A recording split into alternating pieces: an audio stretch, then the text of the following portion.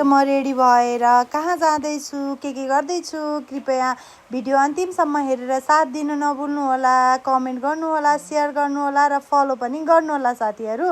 आज चाहिँ यो मैले चिया पकाएर दाइहरूलाई यो मेरो चियाको पार्टी गराइरहेकी छु। यतिकैमा फेरि मेरो दाइको फोन आयो। दाइले चाहिँ मलाई विदेशबाट मोबाइलबाटै फोनमा टिका लाएर अनि त्यसपछि दक्षिणा पनि दिनुभयो अनि म पनि खुसी भएँ। त्यसपछि मैले बनाएँ ड्रमस्टिक पनि रेडी भयो। त्यसपछि म लागेँ कुचो लगाउनलाई अनि यतिकैमा मेरो साथीहरूले मलाई सरप्राइजको नाममा पनि थाहा नभएको मान्छे मैले सरप्राइज पाउँदा त ओ माई गड म त छक्क परेँ कि मैले सोचेको पनि थिएन कि यिनीहरूले पसलमै केक काट्न पाइन्छ भनेर होइन। आज चाहिँ खासमा हामी बाहिर जाने सोच थियो अनि म चाहिँ अलि बिजी थिएँ अनि त्यो भएको कारणले गर्दाखेरि अनि हामीले आज पसलमै बर्थडे मनायौँ। आज चाहिँ सरप्राइज हो यो चाहिँ है, सरप्राइज पाएको मैले चाहिँ यिनीहरूले मलाई सरप्राइज दिएका हुन्। हेर्नुहोस् साथीहरू आज कति रमाइलो भयो कि होइन। हामीहरूलाई के खुसी हुनलाई धेरै ठुलो चिज केही पनि नचाहिने रहेछ कि सानो कुराले पनि हामी कति खुसी भइन्छ कि। अझै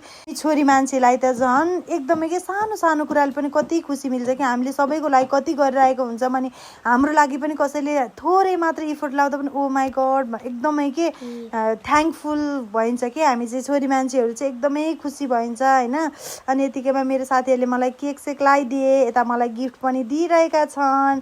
कति राम्रो फोटो बनाएर ल्याएकी रहेछन् कि मेरो साथीले, उसको र मेरो।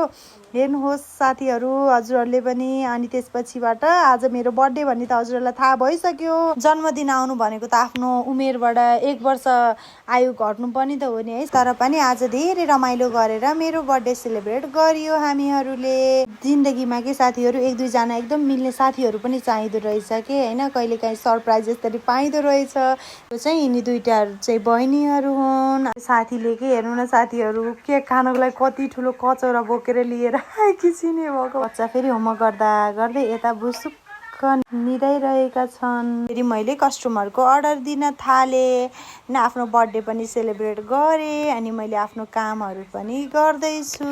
चाउमिन चाहिँ मैले छिटो पनि अनि मिठो पनि पकाउँछु है साथीहरू। अनि यो चाहिँ थियो बेलुकाको लागि थोरै पनिर बनाएको थिएँ मैले।